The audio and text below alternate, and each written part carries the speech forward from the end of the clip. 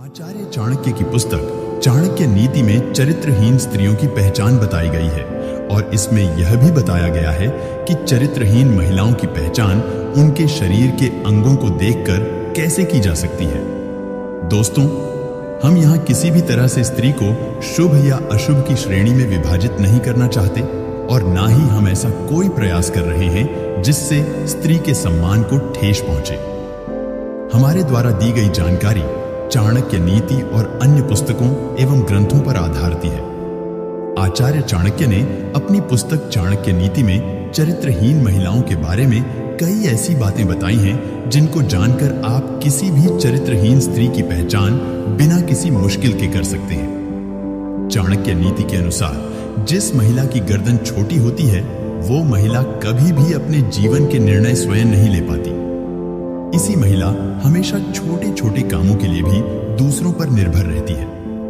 आचार्य चाणक्य ने चाणक्य नीति पुस्तक में बहुत सारी ऐसी परिस्थितियों के बारे में बताया है जो न केवल पहले के समय में सामने आती थीं, बल्कि आज के समय में भी देखी जा सकती है। चाणक्य पंडित के अनुसार कुछ ऐसी बातें हैं जिनको जानकर आप चरित्रहीन महिलाओं के चंगुल में फंसने से बच सकते हैं। नमस्कार मित्रों, तो आइए जानते हैं आचार्य चाणक्य के अनुसार चरित्रहीन महिलाओं के स्वभाव और उनके आचार के बारे में कैसे जान सकते हैं। दोस्तों, वैसे तो प्रकृति ने स्त्री के भीतर कोमलता, सौम्यता और ममता के भाव कूट कूट कर भरे हैं। ये सभी भावनाएं हर महिला में समान रूप से देखी जाती हैं, लेकिन जिस तरह हाथों की पांचों उंगलियां बराबर नहीं होती, उसी तरह हर स्त्री ममता की मूर्ति हो यह भी जरूरी नहीं है।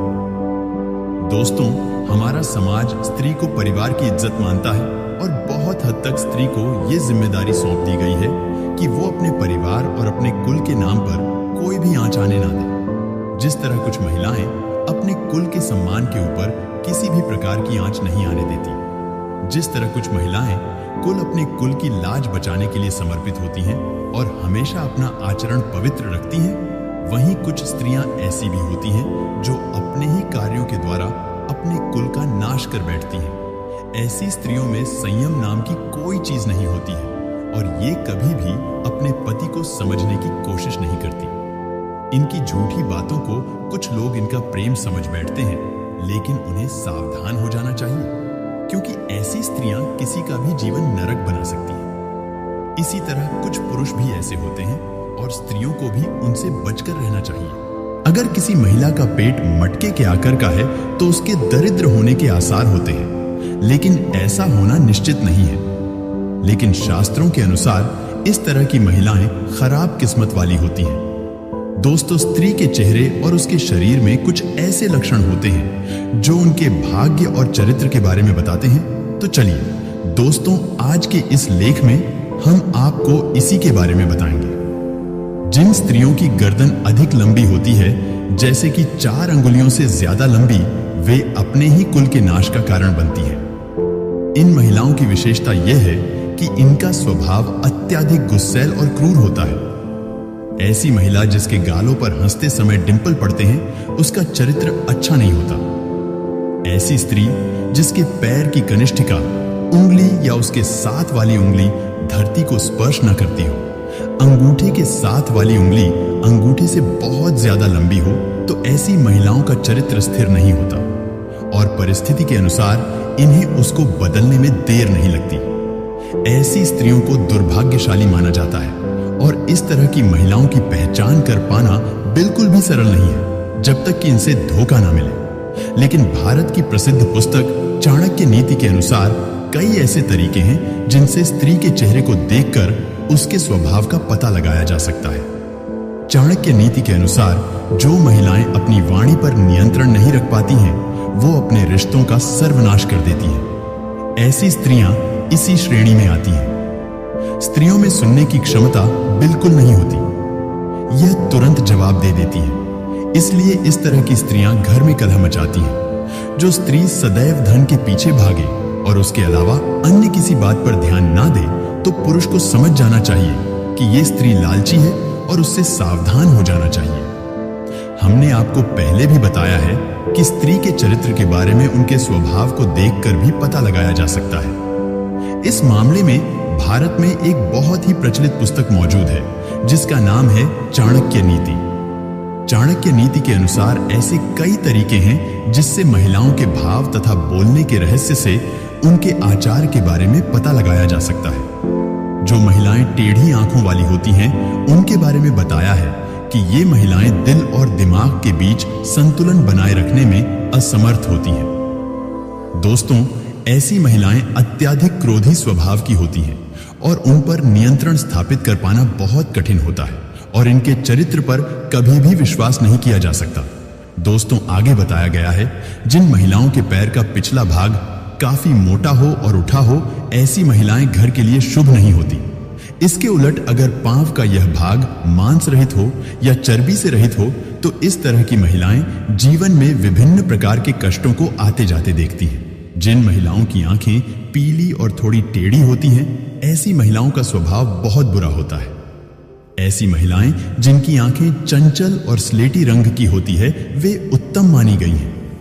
हाथों की नसों में उभार, हथेली के आकार में अंतर हो तो ऐसी स्त्रियां आजीवन सुख और धन से विहीन रह जाती हैं।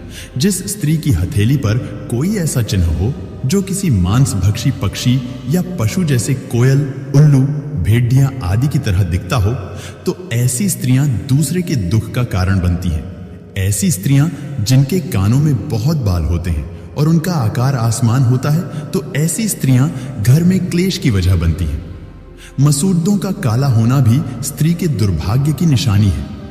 जिन महिलाओं के होठों के ऊपर वाले भाग में अधिक बाल होते हैं, जिनका कद बहुत लंबा होता है, वो स्त्रियां स्वयं के पति के लिए ही हानिकारक साबित होती हैं।